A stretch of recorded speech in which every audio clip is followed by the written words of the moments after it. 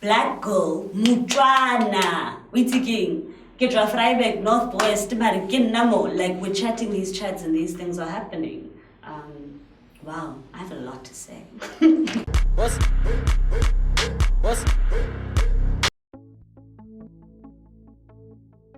Buhle Ngaba, Nana by my mom. All-encompassing everything.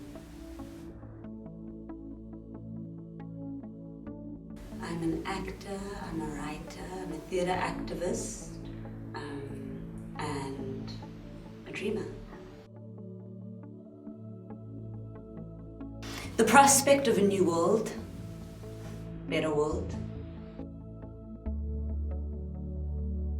Yo, when I trip at the Oscars.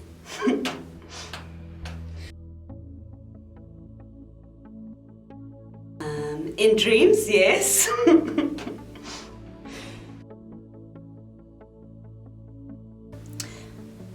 As a woman in South Africa, I feel unsafe, but determined. In 2018, I finally accepted that I'm great. I wouldn't start my life all over again.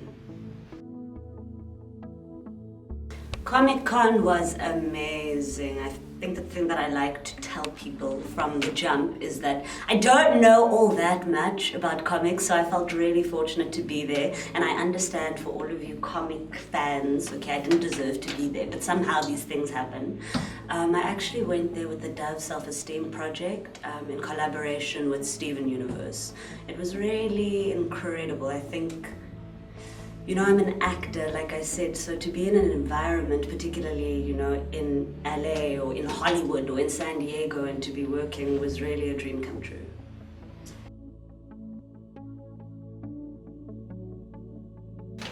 Go Without a Sound is always doing really, really well. I think the scary thing about that book and that entire project as a whole is that it seems to never quite need me or need my encouragement. And what I mean by that is it continues to travel and it continues to mean a lot to people. So that means that it just keeps growing. We're looking at more translations, we're looking at printing further, we're looking at doing more workshops, which has been really, really incredible. Because to be physically using the book as a tool, you know, was the point of the whole project. So for that to be happening has been something really incredible.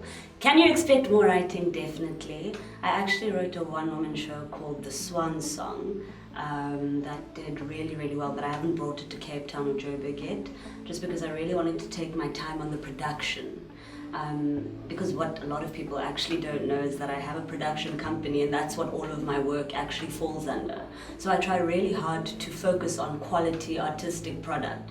So I understood that with the Swan Song, okay, cool, I took it to a theatre festival, we won some awards, which was really incredible, but rather than just hitting the circuit immediately, I decided to take some time, you know I love taking time, and to go, okay, how can we make it better, you know what I mean? Which artists can we collaborate with now to make it bigger, better? I really believe in, I don't know, like artistic exchange and building our own economy as artists, so that even if it's a case of, fine, maybe when you don't have money, but maybe you have an incredible skill and maybe there's something that I can do for you. Although we like checks, so try and pay your people anyway, because even if it's 200 Rand here and there, that's how we keep an economy going as artists. So it was 2 years ago in February, and there's this thing in South Africa that they like to call season for actors, and that's apparently when all of the film stars are supposed to come here and the crews are supposed to come here and they're supposed to watch all of these actors, and someone's going to pick you up and then you're going to be famous. Yeah, very nice, but if you're a black actress, it doesn't work that way. Often they're not coming here to look for you. So it was, what was it? It was season, February 2016. I'd been to like my 5th casting with like Brazilian models, and I was just like, yo, the way you're not gonna get this one. Like, I'm not 1.82 meters tall, unfortunately. And I had to give my aunt, who has been so incredible to me and had so much to do with shaping me as a kid, you know, I had to give her something for her birthday, and I was like, yo, you are so broke, you have absolutely nothing. So then I was like, you know what you do? You have like a piece of paper and you have a pen. I remember I was on Twitter that night even, so here I am, like I'm scribbling this thing on the side, loosely based on our relationship, you know. I'm writing and I'm scribbling this story, and I wrote it over 2 days, literally while I'm on Facebook, while I'm on Twitter, and I'm just like, just get 5 more sentences there, Buhle, finish it. And eventually 2 days later, I went to a printing shop, I picked 5 pieces of paper, I made sure that the top page was quite pretty. I like to really point out this fact just because this is how good things happen, small facts, you know. I pick a pretty piece of paper, I print out the story, I put a piece of ribbon through it, punch holes are even a little bit skew, I take a photo of it and I put it on Instagram purely because, and I also like to say this a lot, the reason that I put that photo on Instagram was because that was my last 50 rand. You know how you treasure your very last 50 rand? Like if you're buying a glass of shampoo, like you're going to enjoy it and you're going to take a photo of yourself, if you're, you know what I mean? So I took a photo of it and I made some random comment like, oh, when you wrote your first children's story, or I wasn't even being serious. Suddenly people started asking me, where can we get a copy? And I was so confused because I couldn't understand how people couldn't see that this was literally 5 pieces of paper with punch holes. And instead of saying that there wasn't a book, I decided to create one because I felt like I had all of this time because season was happening and nothing had bitten yet. And I think that's always been something really incredible that I've been good at. You know, I don't think I'm particularly special. I'm just very good at listening to what's next in my journey, you know. I'm good at listening to those whispers. And at the time it was, okay, so right now you're not in rehearsals and you're not in studio, so what else can you do? Make the damn book, you have the time. You have at least 3 weeks before your next project starts. Who can you work with, you know? And I thought of a really incredible team of people around me, you know, who might be willing to do something with me also.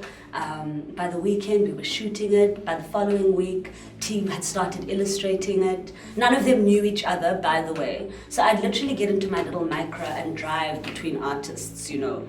And then 3 weeks later, we put it up. I don't know what happened. An hour later, the internet crashed. People were going crazy. They were downloading the thing. It was insane. It's rare that you get to experience a phenomenon, you know, and I think The Girl Without a Sound has been one of those, and I consider myself really, really blessed. I definitely think it was a conscious decision to pull at and to network across, you know, but it also happened to be people that I know. But that's also because I think that you surround yourself with what it is that you'd like to produce as an artist, even subconsciously. That's why you have to be careful with which environments you actually put yourself in, because that literally directly impacts the art. I know that I love to make, and I keep saying this, quality artistic product, you know what I mean? Something that really touches people and sits with them. And nothing, there's nothing like hard work. End of story. So the first thing that I always prioritize when it's time to create a work is I make sure that I work with people who love what they do, but they also work hard. Because then we all make each other look incredibly good, you know, because we're all just doing what we love, but we're doing it 200%. Particularly because I like to look at work that looks forward, you know. I think it's very easy to imitate what's out there, what's happening now. There's so many platforms where you can look at stuff, which is really, really incredible, but I think it's also important to give yourself that time and that space to generate, to marinate, you know, what it is that you're wanting to do, because we're not interested in creating a new, I don't know, Beyonce. I have to use that as a metaphor because it's Beyonce, you know. We obviously all want to, but what I mean by that is you have to do you, you know. I think by the time I was 3 years old, you know, I'd already started dragging like my mother's guests into the living room and forcing them to have cups of tea while I was performing. I remember by the time I was in grade 3, obviously I was a huge fan of, I loved Mshoza and I loved the Spice Girls. So I made like a song. I made a song and a concert combining the tracks. And I forced the whole grade, imagine grade 3. I don't know why the teachers allowed this, you know. I forced the whole grade in to come and to watch. And so I've always known what it was that I wanted to do from when I was young, which meant that as I've grown and as I continue to grow, I can embrace the new things that I find. I think that as your dreams come true, you know, you have to find the space and the time to dream new dreams, and writing has been very much a part of that process. I love to perform, I love to tell stories, so maybe it's just natural that, you know, the next step for me was to pick up a pen. And I always say that, you know, when I was just an actor, you know, that's what people would call me, you know, just an actor. 3-4 years ago maybe, it was so difficult for me to get a lot of work, as it is for all of us, you know. And as soon as I picked up a pen, that's when I became dangerous. All of a sudden, when I directly, literally picked up the narratives for myself, that's when I became dangerous. And that's when people started to notice. I think that's because that's when people start to hear what your voice is. Sometimes it's not the voice that everyone likes to hear, but damn it, it's the voice of the future, man. And also, if you're so busy talking about now, you don't make space to look towards then. So I think, yeah, I'm just good at embracing whichever gifts sort of come about then. And I think that, particularly as an artist, it would be irresponsible of me to insist that I'm just one thing. Not now, when we're trying to build something, you know, and that something is a new world. I can't afford to just be an actor, to just be a director, to just be a writer, to just be a producer. So what did I do? I started a company and I do all four.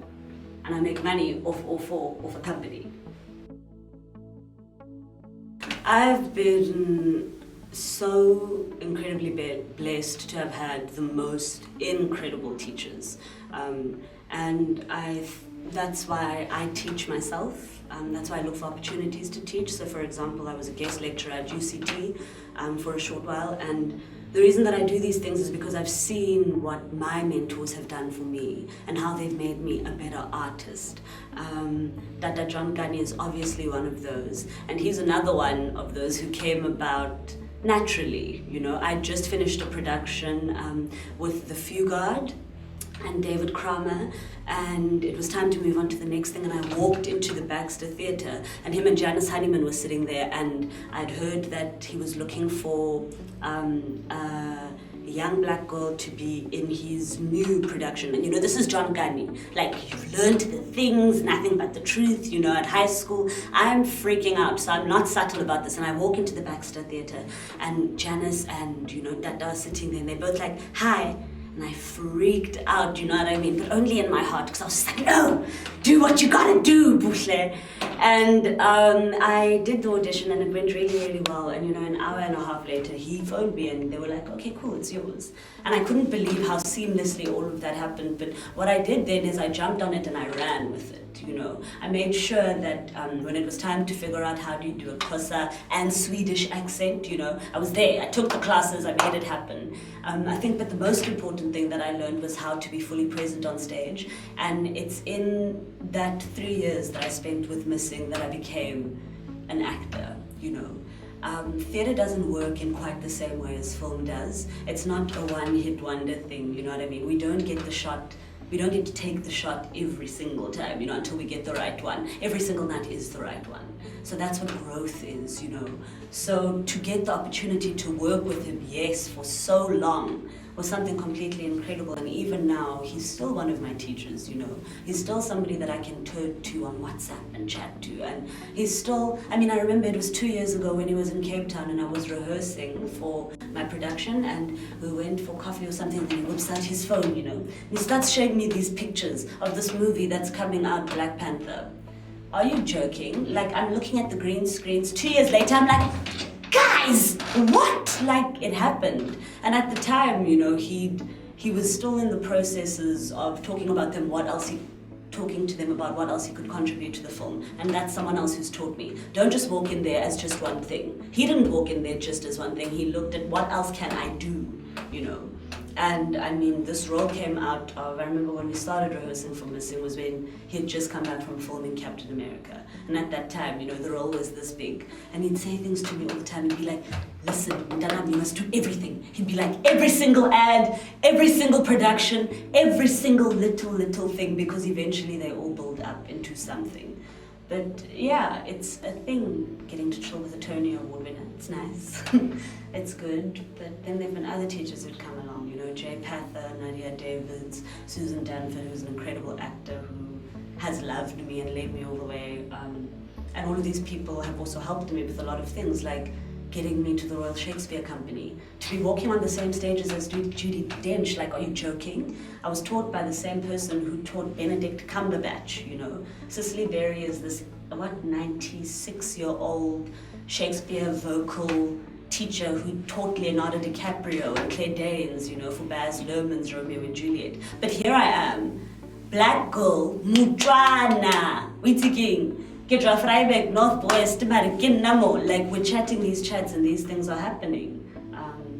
Wow, I have a lot to say.